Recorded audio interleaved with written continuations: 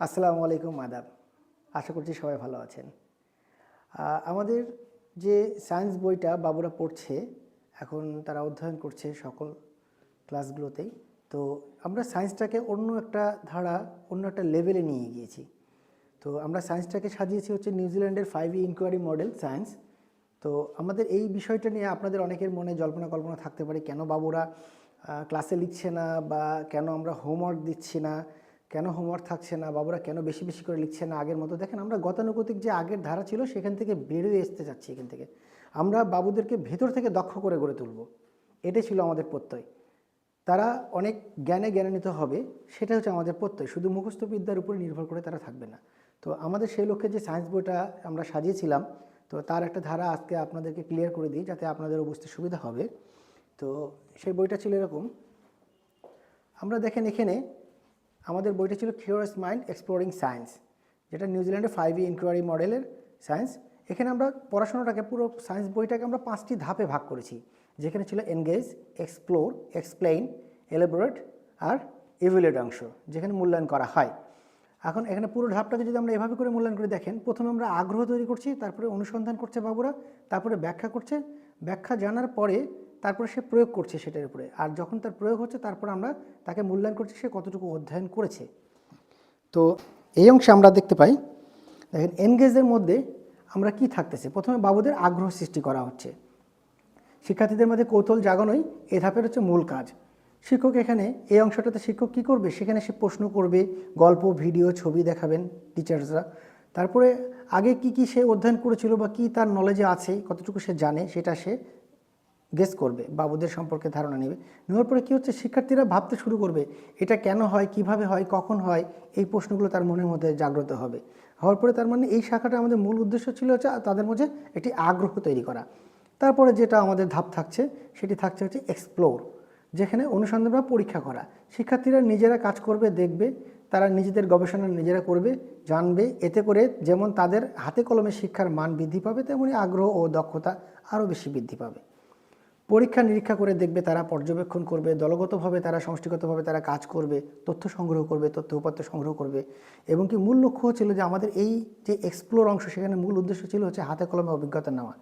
Teacher কম বলবে, কম instruction দেবে, but স্টুডেন্টরা তাতে বেশি বেশি করে কাজ করবে তাদের আগ্রহ থেকে। তারপরে যেটা আমাদের থাকতেছে এক্সপ্লেইন। এক্সপ্লেইন অংশে দেখেন আমরা যেটা দেখছি এক্সপ্লেইন, এখানে এসে অংশে কি ব্যাখ্যা করবে।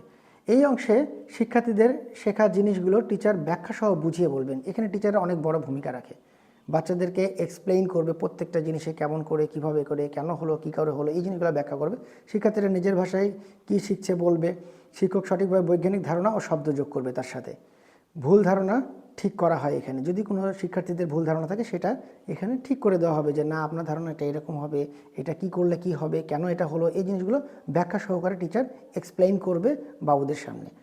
তো এখানে আমাদের মূল লক্ষ্য যেটা ছিল এই এক্সপ্লেইন অংশে, মূল লক্ষ্য ছিল শিক্ষার্থীদের মাঝে ধারণা যেটা থাকবে, তাদের যে কনসেপ্টগুলো তাদের মাথার মধ্যে আছে, সেই জিনিসগুলো ক্লিয়ার করা, যাতে তারা ক্লিয়ারলি বুঝতে পারে যে কী থেকে কি হয়। আচ্ছা, তারপরে যেটা আমাদের অংশ থাকলো হচ্ছে এলাবোরেট অংশ। এখানে আরও গভীরভাবে প্রয়োগ করা হয় এলাবোরেট অংশে। তো আমাদের এই অংশে কী করবে, এই অংশে শিক্ষার্থীদের অর্জিত জ্ঞান তারা নতুন পরিস্থিতিতে ব্যবহার করবে।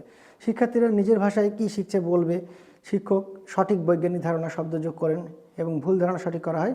এবং এর মাঝে কী থাকবে, মূল লক্ষ্য থাকছে শিক্ষার্থীদের জ্ঞানকে শক্ত করা এবং বিস্তৃত করা। মানে তারা যে কনসেপ্টগুলো, আগের কনসেপ্টগুলো ক্লিয়ার করেছে, করার পরে এখন যে ধারণা প্রয়োগ করছে তারা যেই জিনিসগুলো, সেই জায়গাটায় তাদেরকে আরও শক্তপোক্ত করে তোলার জন্যে আমাদের এই অংশটা এলাবোরেট অংশ, যেখানে শিক্ষার্থীদের জ্ঞানকে আরও শক্ত এবং বিস্তৃত করা হয়। তারপরে যে অংশটা থাকতেছে আমাদের, যে প্রতিটি চ্যাপ্টারে সেই 8টা অধ্যায় যেটা থাকছে আমাদের, সেটা এভালুয়েট অংশ।